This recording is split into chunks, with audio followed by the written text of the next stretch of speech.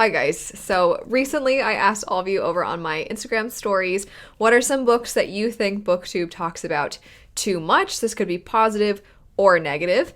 And I told you all that it was okay if you said Sanderson, it wouldn't hurt my feelings. But either way, I took what were the most popular answers, and that's what we're going to be chatting about today. Since I did mention Sanderson before, we'll go ahead and start there because there were definitely a lot of answers that were Sanderson. So the first one, as a Sanderson fan, Sanderson, which came from Petrick. Great channel. I'll have it linked down below. Some other people, anything by Sanderson. I love the guy, but he's in every list. Definitely Sanderson. Even on other platforms, I'm just sick of hearing about him, to be honest. Sanderson, indeed. The Way of Kings might be one of the worst books I have ever read.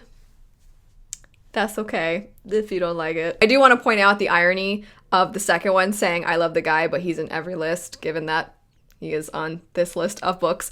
But either way, I do agree. Even though I love Sanderson, I love making content about the Cosmere or even non-Cosmere stuff.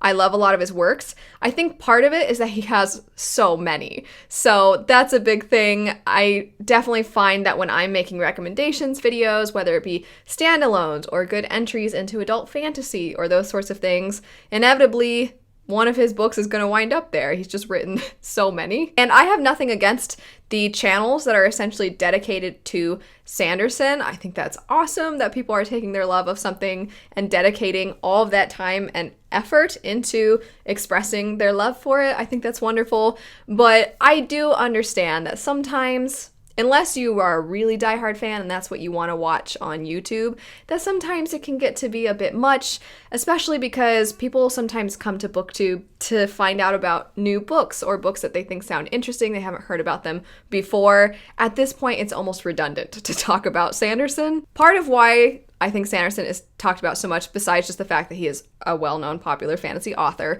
is FOMO, fear of missing out. So I think a lot of people want to be able to participate in the conversation, and a lot of people, they think the books sound good, so they definitely want to read them and find out for themselves what they think. But also, a little bit, I do think that sometimes people, they'll start their channels and then they'll make some Cosmere content, some Sanderson content, and those videos will get way more views than their other videos. And then so they kind of keep making those.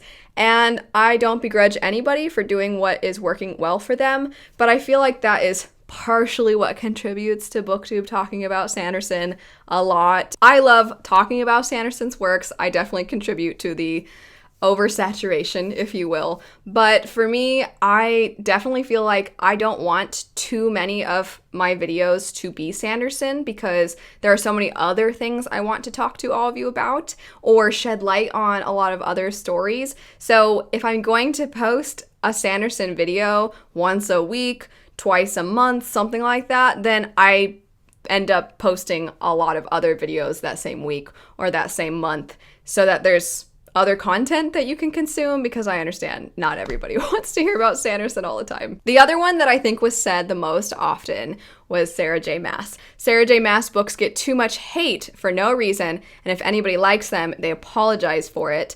And then someone else said a lot of booktubers trash talk on Sarah J Maas, almost looking down on the readers.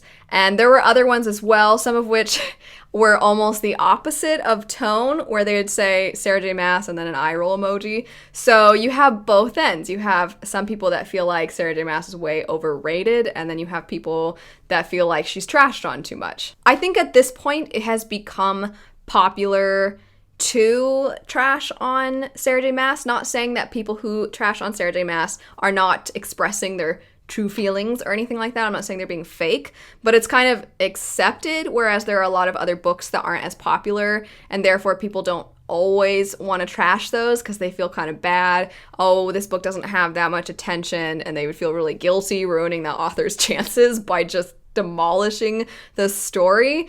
And Sarah J Maas, you kind of have that barrier. You have that fandom, so you don't have to worry so much about you contributing to people not wanting to check out her works. So there are maybe some people that purposefully want to be negative, even if they don't really feel that way. But I tend to give people the benefit of the doubt, and I think a lot of people just is not their thing, which is totally okay. But I do agree that sometimes it's not even just a matter of people don't like Sarah J Maas's works. I think sometimes people like to treat you like you're a little dumb or your tastes are inferior. I'm of the mindset that books are a different experience for every person because everybody has lived different experiences. And so therefore they're going to connect with different things. They're going to enjoy different things. One person's taste is not objectively better. That's just how I view it. So I do feel bad that Sarah J Maas fans almost have to give this apology, like the person was saying. Sometimes the not like other girls, not like other boys trope is true of human beings as well.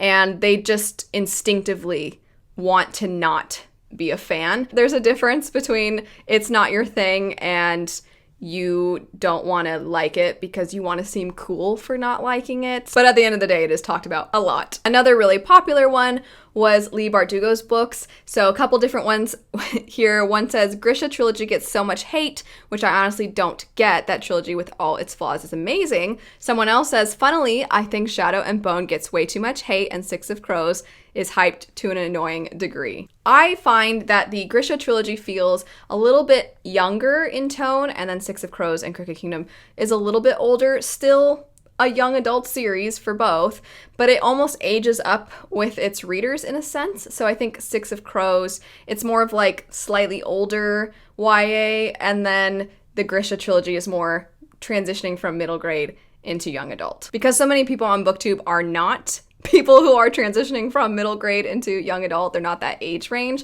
I think it is harder to relate to the character and her challenges in life than it is to examine the characters in Six of Crows and Crooked Kingdom, because the trauma that's examined in those hits a little bit deeper, whereas the other one is more a coming-of-age story, a girl who's really insecure, those sorts of things. It's also kind of a chosen one type of trope, and it's a little more familiar. And I think a lot of times when you're older, you end up being a little bit tired of some of those familiar tropes, whereas Six of Crows does certain things a little differently. So I think that is why we see this discrepancy between those two series. But yes, once again, they are definitely talked about a lot. I don't think this one is going to go away anytime soon since the adaptation is going to be coming out. I think you're going to see a new wave of people reading the books, which honestly, I'm fans of them, so I don't mind. But also for those of you who are tired of it, I'm sorry. The next one I think is an interesting one, and that would be Nevernight, but specifically Nevernight hate.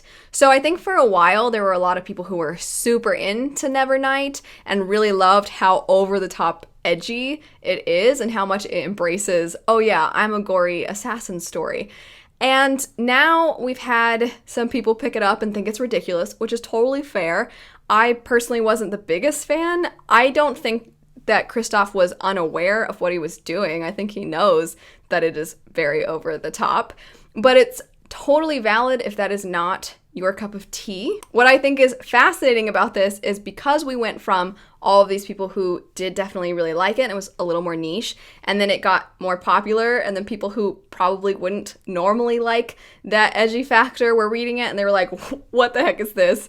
And then they weren't liking it, and they made fun of it a lot. Now I see hardly anyone talking about it. I'll add that there's also other reasons that are more to do with like controversial type of stuff, which I'm not going to get into today. I'm specifically focusing on the books and how much they're talked about on Booktube. But I kind of feel like it went from a lot of people really loving it to people trashing it.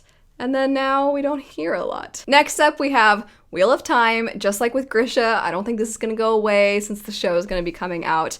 And then also similar to what I was saying about Sanderson's works, I definitely feel that people want to engage with it because it is not only a little bit older and therefore already has a pretty established fan base, but they have FOMO. They want to experience this thing that so many people love, so many people grew up loving, and they also want to check it out before the show comes out. I think a little bit what I said about the Sanderson thing, where when people start making content involving Wheel of Time and it gets more views, that leads to them wanting to talk about it even more. So I think it's a combination of all of those things. I read the first 4. I didn't love them. There are 14 books in that series though, and then there's the prequel. So there's a lot of material that you can make content around. Just so many things that you can do involving just that series. So I get why so many people are making so much content around it. And also it's popular and people like talking about what's popular because it, you know, like I said, gets a lot of views. Next up, we have Percy Jackson. I'm actually really glad that somebody mentioned this series because this one is very different from the others. It's the only middle grade one that anybody brought up. And I think that that speaks for itself because what confuses me is that Percy Jackson, I definitely get there being a nostalgia factor that leads people to want to talk about it. But what I don't get is the fact that it's one of the only middle grade series that gets talked about. There's a lot of great middle grade series, and also a lot of people on Booktube read when they were younger and they have a lot of favorites from when they were younger, but for some reason Percy Jackson is the one that gets talked about. And this isn't even hating on Percy Jackson or saying it doesn't deserve to be discussed, but I just think it's interesting that it's one of the few middle grade books because there's a lot of people that were really big fans of Pierce's books. There's a lot of people who are really big fans of the Redwall series. There's just a lot in general, and I don't really see too many people talking about those compared to Percy Jackson. I'm gonna do one more, and this one I think kind of shifts the conversation a little bit. It says, First Law. I avoided it on my channel. It's been covered to death, but I love the books. What actually bums me out a little bit about this answer is that this is a fan. This is somebody who loves the books, but then feels like, you know, oh, well, they've already been covered, so what's the point of me talking about them?